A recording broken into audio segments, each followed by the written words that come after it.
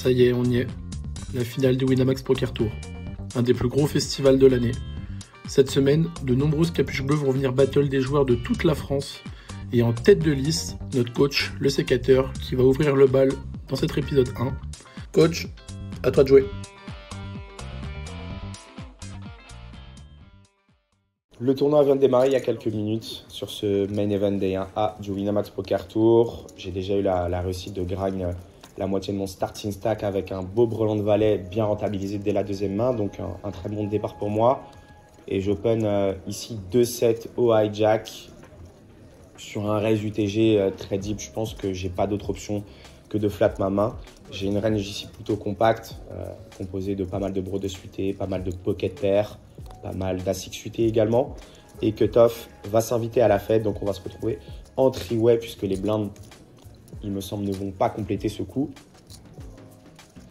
De ce que je sais de UTG par rapport aux premières mains que j'ai vues sur ce tournoi, c'est un joueur plutôt agressif, fantasque, qui est capable de pas mal bluffer.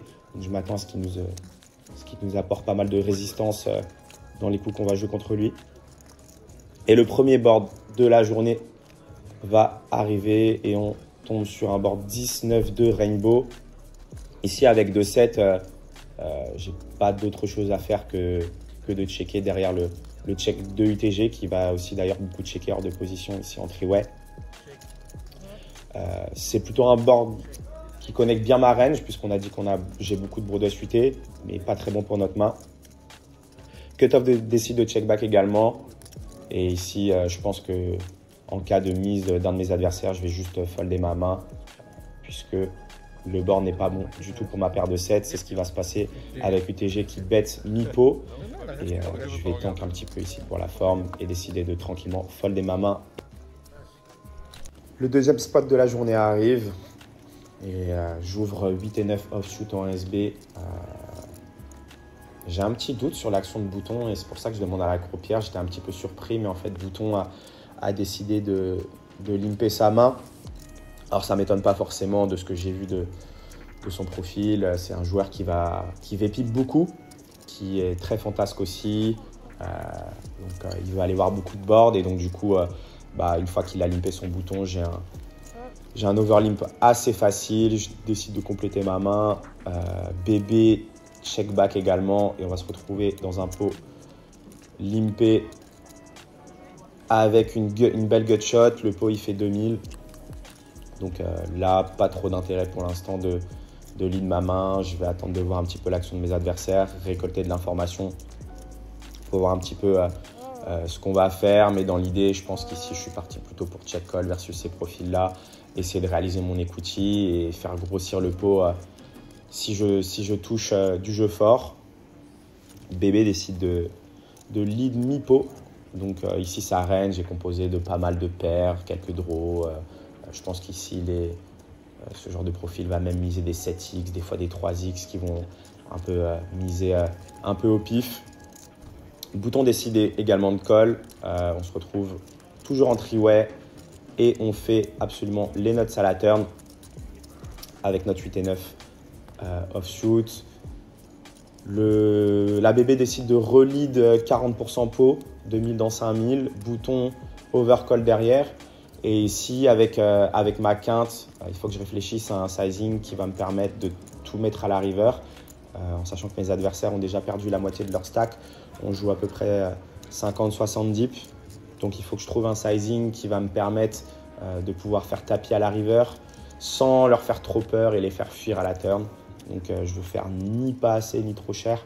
Et je pense qu'un sizing entre 8000 et 10 000 me semble correct pour pouvoir faire tapis et river et leur donner une bonne cote pour payer. J'espère que au moins un de mes deux adversaires va me payer à la turn. Au final, ici, quand je raise, ma range est très polarisée. Ici, je vais avoir très peu de bluff et ma stratégie va comporter principalement des value N contre ce genre de profil qui fold très peu, qui vont être très calling station.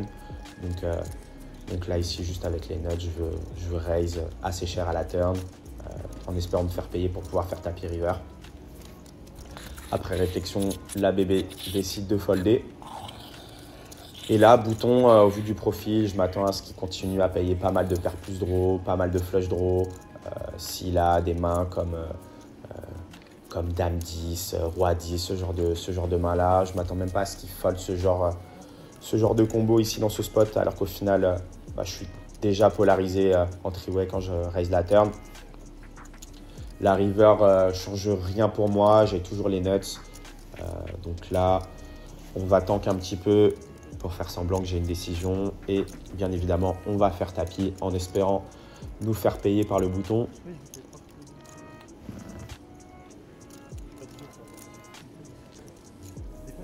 Donc là, je tank un petit peu pour la forme, pour faire semblant que j'ai une décision.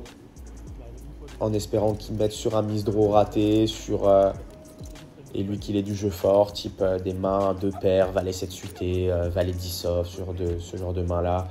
Je pense qu'ici, au vu de sa range pré-flop qui est très large et très wide, je pense qu'il peut arriver avec beaucoup de combos, type 2 paires.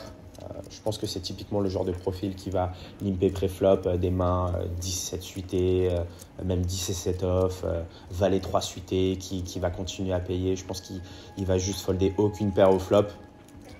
Et donc du coup, là, on espère juste se faire payer.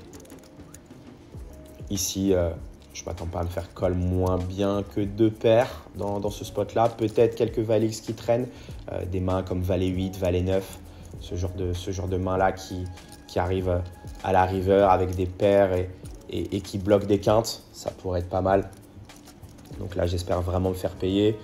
Et voilà, après réflexion, le bouton va décider de folder sa main. Dommage, mais c'est un beau petit pot remporté et on continue à accumuler des jetons grind. Et très bon départ sur ce début de tournoi puisque je vais arriver aux alentours de 100 000 jetons.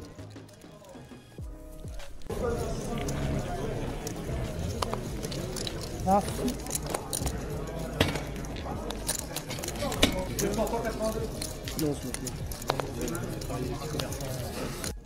Allez, on est reparti pour un nouveau spot en ce très bon début de journée puisque j'ai déjà doublé mon starting stack avec plus de 100 000 jetons pour un départ à 50 000. Donc, très content de ce début de tournoi. Et on se retrouve encore une fois avec notre ami à la capuche UTG1 qui décide d'open 1100 sur des blindes 200-500. Et notre ami UTG3 en MP va décider d'overcall le raise du TG. Donc là, encore une fois, rien de trop étonnant puisque c'est le joueur le plus loose de la table qui est clairement là pour jouer beaucoup de mains, qui aime vraiment pas folder. Donc là, je m'attends vraiment à jouer beaucoup de pots multi-way au final sur cette table-là contre ce type de profil-là. Les pots en heads-up ont été très rares depuis ce début du tournoi et je joue hijack une premium puisque j'ai As-3 off. Et bien évidemment, là, la seule option pour moi est de 3-bet en value, de faire grossir le pot contre des ranges que je domine et qui sont encore une fois assez loose, notamment chez MP. Alors j'ai du mal à le mettre vraiment sur un profil particulier, UTG1 avec la capuche. Je sais qu'il est bien agressif, mais je ne sais pas vraiment si c'est encore une fois un joueur créatif, compétent. Je n'ai pas encore assez récolté d'infos. Mais en tout cas, je sais qu'il est capable de faire des trucs un petit peu créatifs et originaux. Et après avoir demandé le compte de mon sizing de 3 bêtes, il décide de compléter.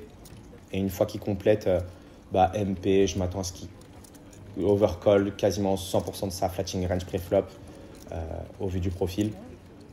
Et on va se retrouver dans un pot multi-way avec plutôt un gros pot puisqu'il y a déjà 30 blindes au milieu avec As-3 off.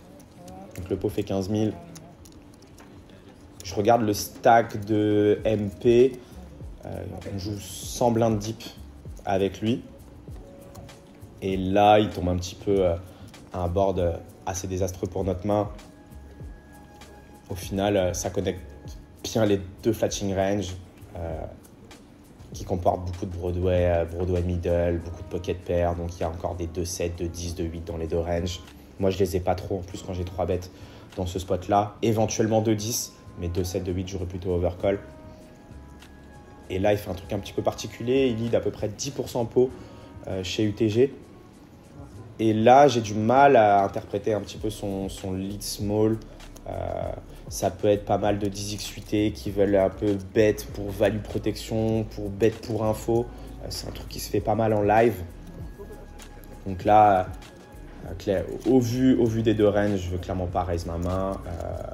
Le sizing est tout petit, donc je pense que j'ai quand même les codes pour payer et essayer de réaliser mon equity.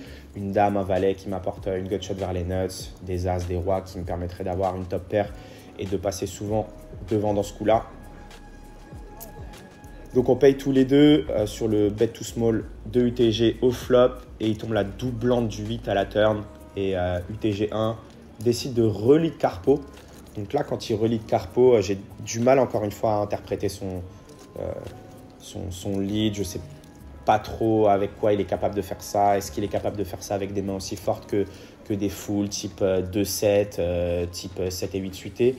Du fait que ça soit la doublante du 8, ça réduit quand même ses combos de pure value, type paire de 8, ce genre de choses-là. Après, je pense qu'il est tout à fait capable dans sa range pré-flop d'avoir des mains comme 10 et 8 suités, 7 et 8 suités qui décident de 2 barrels de lui-même en pensant qu'on va trop check back et pas mettre assez d'argent dans le pot. MP décide de folder. Et donc là, je me retrouve en heads up versus un deuxième lead carpo sur cette turn-là. Et là, maintenant, je pense qu'elle n'a clairement pas assez d'equity. Je bats quelques bluffs, encore une fois, des mains qui décident de faire ça. Peut-être des dames 9 suitées, rois 9 suitées. Mais je pense qu'il a notamment, principalement, quand même des mains qui ont touché ce board-là. Et donc, ça me paraît un petit peu complexe de continuer avec ma main. Il y a trop de rivers qui vont être assez chiantes pour ma main au final. Donc là, je décide de tank un petit peu et de rendre mes cartes à la croupière et de passer au coup suivant. Ça reste un très bon début de journée. Et donc, on reste focus et on passe à la suite. J'ouvre 2-7 UTG à 1500 sur les blindes 300-700. Donc là, au niveau de la table, à ma gauche, des profils plutôt en ligne. Et à ma droite, des joueurs, comme on a vu précédemment déjà, bien loose. C'est marrant, mais j'ai vraiment l'impression d'avoir joué tout le temps contre les mêmes joueurs depuis ce début de day.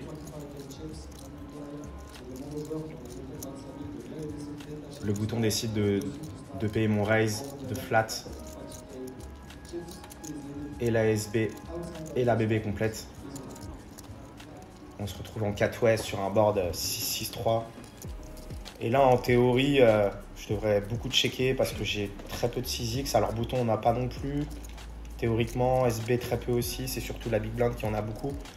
Mais ma main bénéficie de pas mal de value protection. Je suis content au final de pas mal clean les equity. Et quand je décide de bet, je pense que j'ai que un petit sizing ici sur cette texture-là. Donc, je décide de bet un carpo à hauteur de 1600. Le but, c'est vraiment de faire folder les overcards en toutes sortes, dans toutes les ranges. Et là, Boudon décide de me raise. Alors, c'est déjà polarisé. C'est une situation assez délicate.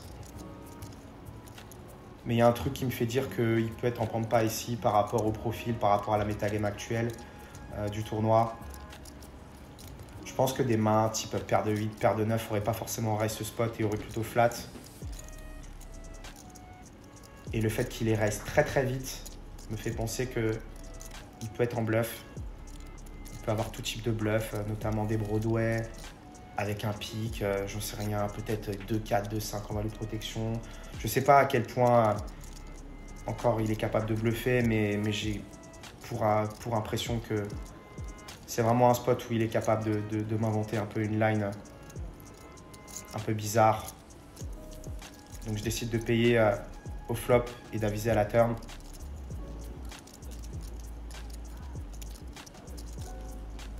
Et là, il m'envoie un parpaing à la turn. Il décide de faire pot.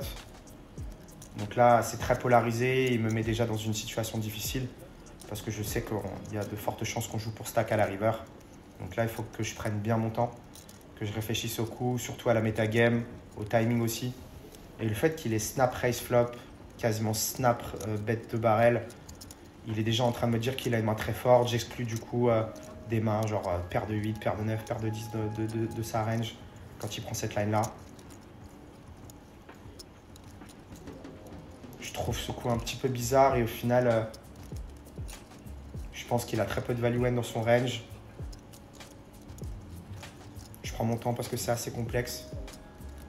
Mais je pense que je vais plutôt opter pour un call ici et pour catch pas mal à la river. Je pense qu'il a encore des bluffs, des draws aussi, notamment des deux over flush draw avec les piques. Au vu des timings qu'il a utilisés, je suis pas sûr qu'il ait des mains type 6-5 suité, full 3 par les 6. J'ai du mal au final à le mettre sur une main crédible. J'ai aussi gutshot en plus qui m'apporte de l'equity. Donc je décide de payer, d'aviser à la river. Il me snap jam la river. Et comme prévu, il me met dans une situation complexe. Mais par rapport au read que j'ai depuis le départ, par rapport à mon analyse, j'ai vraiment l'impression qu'au final, c'est tellement polarisé que son 3 barrels fait peu de sens et il est déjà en train de me dire qu'au final, il a full quoi. Ou airball. Du coup, je prends mon temps parce qu'on joue pour stack, c'est un gros pot. On est comme en début de tournoi, super deep. Et là, je fais quinte et au vu de tous les arguments énoncés précédemment, je vois pas comment je peux m'en sortir. Donc, je prends mon temps pour essayer de voir quelque chose chez lui. Mais voilà, je trouve ça un petit peu louche, les timings, sa range. Je trouve au final assez peu de value N. Je pense qu'une main ici type 2-8, 2-9 va pure check à la river, il va pas value. Ce serait bien trop sin à mon sens.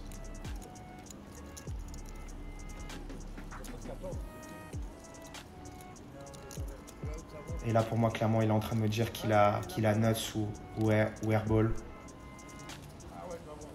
Du coup je prends mon temps mais là après réflexion je pense que je vois pas comment je peux m'en sortir par rapport au déroulement du coup, à ce que je pense de lui. Et il me montre full 3 par les 6, full floppé.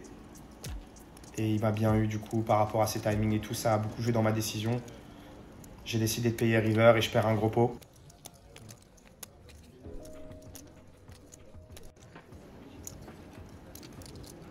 Nouveau coup.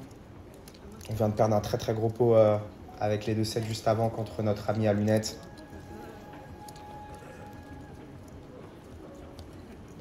On joue un peu plus de 30 blindes sur 400-800. Et on fait face à un raise UTG. Le hijack va flat, le bouton également.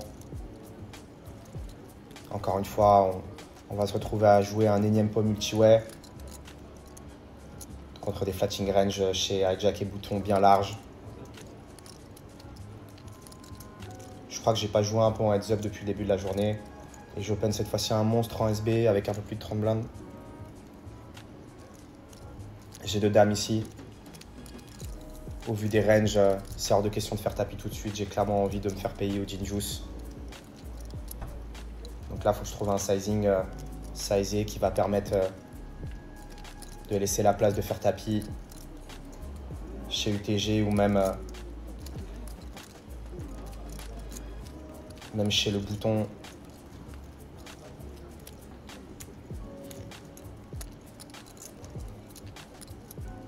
Je pense qu'à table, je suis perçu quand même comme un joueur assez loose aggro. J'ai joué beaucoup de pots, mais au final, souvent avec les papiers des mains légitimes. C'était ma strat générale au départ. De toute façon, sur ce type de table-là, essayer de jouer beaucoup en value, un jeu assez solide, contre des profils assez sticky qui payent beaucoup. Beaucoup bluffé sur ce genre de table va pas forcément être optimal à mon avis, puisqu'on va beaucoup se faire payer.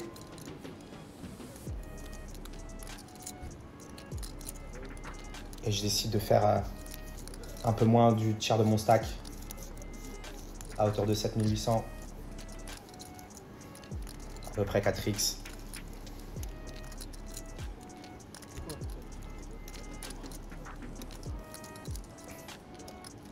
Et je m'attends clairement pas à faire folder tant que ça dans ce spot là, mais je suis content avec 2 dames ici. au vu des ranges et des profils. Gin Juice.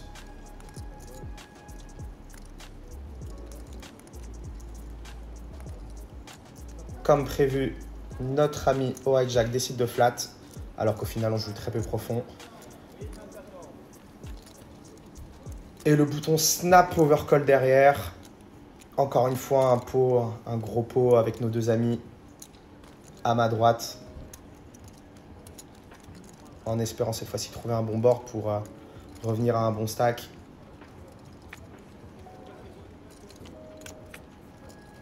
Et magnifique, on flop les nuts pour l'instant, puisqu'on fait brelan de dame.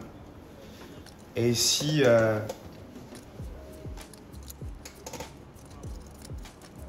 j'ai déjà moins d'un PSB à la river. Et je décide de checker tout simplement parce que j'ai pas envie de les faire folder. Et au vu de bouton, je pense, au vu du profil de bouton, je pense qu'il est clairement capable de trop stab, de trop bluffer. Alors qu'au final, j'ai une range tellement polarisée quand je 3-bet 30 deep ici dans ce spot. J'aurais fait tapis avec des mains comme As-3. Sur cette texture-là, aussi peu. Une fois qu'il y a plus de mon stack au milieu.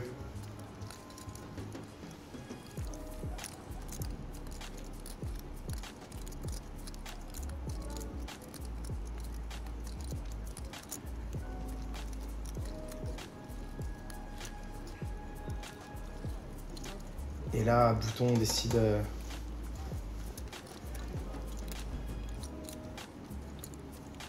d'envoyer un parpaing à hauteur de 20 000. Donc là, je fais un petit peu de cinéma. Et bien entendu, on va tout pousser au milieu. Très content. Je me vois déjà double up là.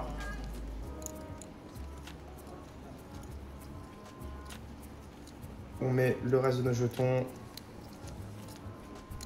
Et qu'est-ce qu'il va nous montrer? Il nous montre 10 et 7. Deuxième paire backdoor flush. Et ça tient, parfait.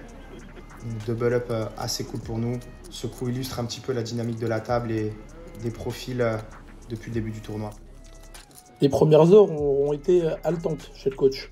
Des swings, 110K, 16K, pour finalement finir cette première partie de la journée avec 65 000 jetons, soit un peu plus que le start. On se dit à dans 2 semaines pour la suite de ce D1A du main event du Winamax Poker Tour.